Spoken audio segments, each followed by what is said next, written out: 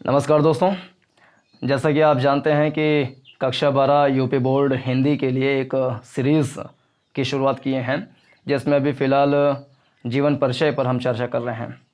तो 3-4 जीवन परिचय हमने देख लिया है प्रोफेसर जी सुंदर रेड्डी का, और जो पहला चैप्टर का था राष्ट्र का स्वरूप वाले चैप्टर का वासुदेव शरण अग्रवाल का, कन्हैया लाल मिश्र प्रभाकर का। तो 3-4 हमने देख लिया है। उसी क्रम में पंडित दीनदयाल उपाध्याय का हम जीवन परिचय आज देखेंगे।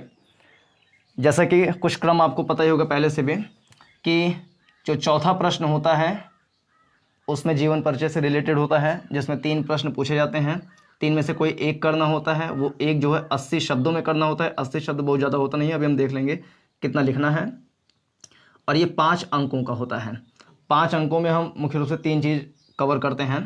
पहला ये उनका जीवन परिचय क्या है, दूसरा उनकी कृतियाँ क्या हैं, और तीसरा भाषा शैली क्या है उनकी, यानी कि साहित्यिक परिचय क्या है। इन 3 बिंदुओं को हम देखते हैं। तो पहला जीवन परिचय हम देखेंगे पंडित दीनदयाल उपाध्याय का। इनका जन्म जो है वो 25 सितंबर 1916 को हुआ था। और राजस्थान में एक स्थान है धनकिया, तो राजस्थान नामक राजस्थान राज्य में इनका जन्म हुआ था। 1916 में हुआ था, और धनकिया नाम का एक स्थान था, वहाँ पर हुआ था। और ये एक प्रतिष्ठित ब्राह्मण परिवार में इनका जन्म हुआ था।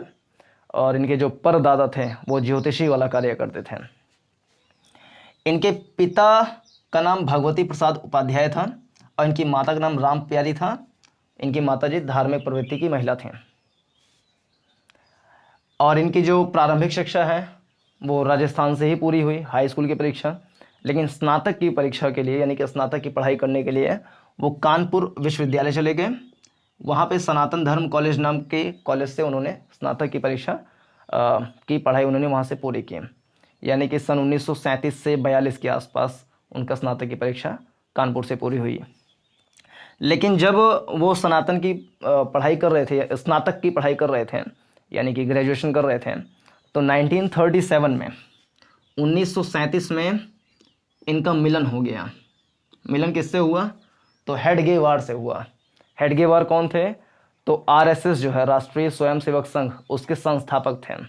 राष्ट्रीय स्वयंसेवक संघ विश्व की, ऐसा माना जाता है कि सबसे बड़ी स्वयंसेवी संगठन है, यानी कि सेल्फ हेल्प ग्रुप है, जिसके संस्थापक हेडगेवार साहब थे।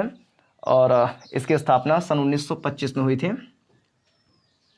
और ऐसा भी कुछ लोग कहते हैं कि आरएसएस जो है वो कहने भारतीय जनता पार्टी की एक प्रकार से पेरेंटल ऑर्गेनाइजेशन है।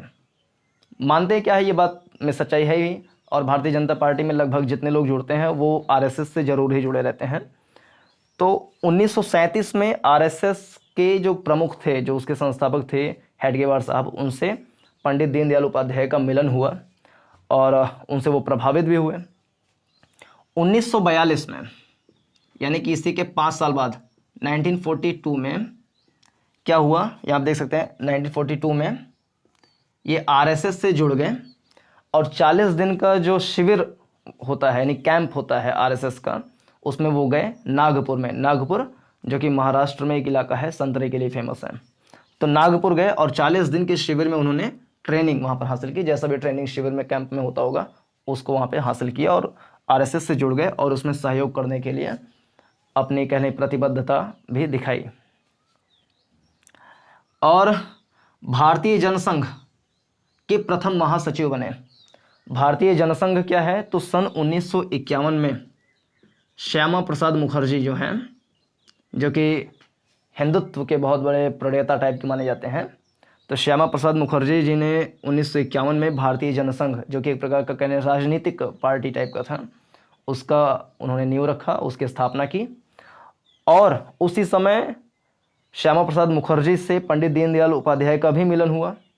और जब मिलन हुआ तो श्यामा प्रसाद मुखर्जी पंडित जी से प्रभावित हुए और उनको भारतीय जनसंघ का पहला महासचिव बना दिया गया। तो ये पहले महासचिव थे भारतीय जनसंघ के, कौन? पंडित दीनदयाल उपाध्याय। और ये 1951 से 1967 तक लगातार, यानी 15-16 साल तक लगातार जो है, 17 साल तक महासचिव के पद पर रहे। लेकिन श्यामा प्रसाद मुखर्जी का जो मृत्यु है वो सन 1953 में 1953 में हो गया। और जब उनकी मृत्यु हो गई तो भारतीय जनसंघ का पूरा जो कार्यभार है यानी कि उत्तरदायित्व है वो इनके ऊपर आ गया, लेकिन उन्होंने इसको संभाला। और ये बड़े प्रतिभा के धनी थे।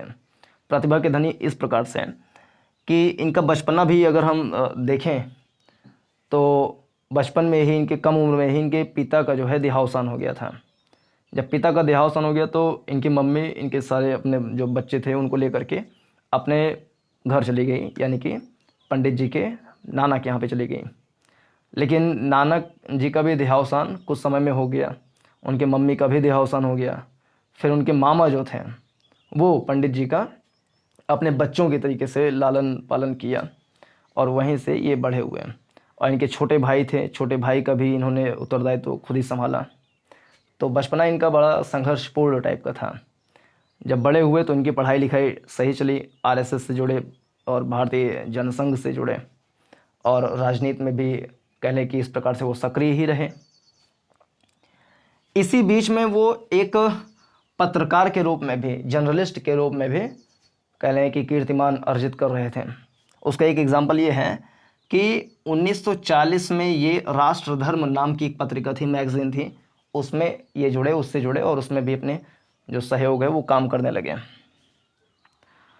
और 19 दिसंबर 1967 को इनको अध्यक्ष बनाया गया। किसका? तो भारतीय जनसंघ का अध्यक्ष बनाया गया 19 दिसंबर 1967 को। लेकिन यहाँ पर देख सकते हैं कि 11 फरवरी 1968 को ही, यानी कि उसके जस्ट अगले साल, ये अध्यक्ष कहाँ बनाया गया था? तो भारतीय जनसंघ का इनको अध्यक्ष बनाया गया था। लेकिन अध्यक्ष पद पे जाते ही उसके कुछ समय के बाद इनका निधन हो गया। तो कब निधन हुआ? तो 11 फरवरी 1968 को इनका निधन हुआ था। कहाँ पर? तो दिल्ली में एक है मुगल सराय रेलवे स्टेशन, वहाँ पर इनका देहावसान हो गया। और इनकी जो शरीर है वो बड़े मतलब कहने की इस तरीके से मिली कि पता नहीं चल पाया कि इसके पीछे कारण क्या था। तो ये था इनका जीवन परिचय के बारे में थोड़ी सी बातें। एक चीज़ और ये कि इन्होंने सिविल सेवा परीक्षा यानी सिविल सर्विसेज एग्जामिनेशन यानी आईएएस की परीक्षा भी उत्तीर्ण की थी। लेकिन ये समाज सेवा में इतने ज़्यादा मतलब उनको अच्छा लगता था कि वो अंग्रेज़ों की सेवा करने के बजाय उसको त्यागना ही अच्छा समझा, तो उसको भी पास करने के बाद भी छोड़ दिया था। इसके बाद रचनाएं पे आते हैं। अगर इसको हम लिखें तो अगर हम 60 शब्दों में इसको लिख देंगे 60 वर्ड्स में तो पर्याप्त रहेगा। इसके बाद रचनाएं में आएंगे। रचनाएं में दो चीज़ें हैं। एक तो ये वीकली न्यूज़पेपर यानी कि साप्ताहिक समाचार पत्र प्रकाशित करवाते थे जिसका नाम है पांचजन्य। एक डेली न्यूज़पेपर यानी कि दैनिक समाचार पत्र छपवाते थे जिसका नाम है स्वदेश। इन्होंने नाटक भी लिखा जैसे कि चंद्रगुप्त मौर्य। इसके अलावा जयशंकर प्रसाद को देखें तो भी चंद्रगुप्त, स्कंदगुप्त, अजातशत्रु ये सब नाटक लिखे थे जयशंकर प्रसाद जी ने भी। लेकिन चंद्रगुप्त ने भी नाटक लिखा था, सॉरी पंडित जी ने चंद्रगुप्त मौर्य नाम का नाटक इन्होंने भी लिखा था। इसके अलावा जगत गुरु शंकराचार्य की रचना इन्होंने की। एक रचना है अखंड भारत क्यों, अखंड भारत क्यों, इसकी भी रचना की थी पंडित जी ने।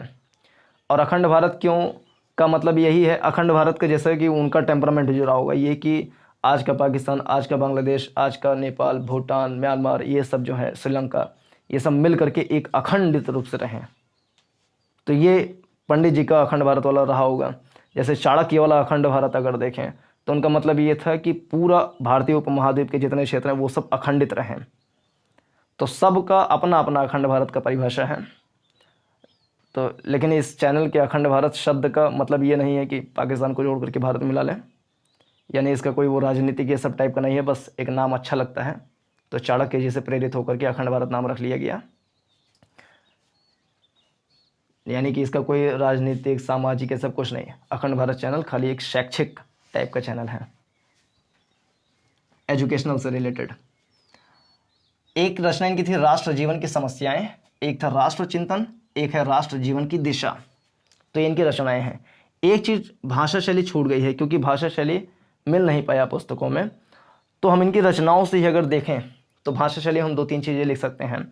एक तो इनकी जो शैली रही होगी वो कुछ ना कुछ देशभक्ति से रिलेटेड रही होगी, पैट्रियोटिज्म। देशभक्ति से रिलेटेड रही होगी। इनकी जो रचनाएं हैं उसमें थोड़ी सी ओजस्विता, थोड़ा सा तेज, ये सब रहा होगा।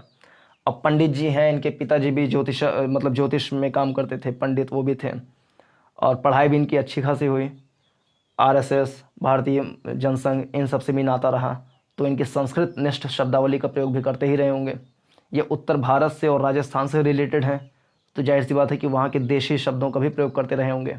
तो ये भाषा शैली से हम कुछ निकाल सकते हैं और परीक्षा में लिख सकते हैं 10-12 शब्दों में, तो ये पूरा हो जाएगा। तो ये है पंडित दीनदयाल उपाध्याय का जीवन परिचय। इसके बाद और सारे जो जीवन परिचय होंगे उसके बारे में वीडियो आती रहेंगी।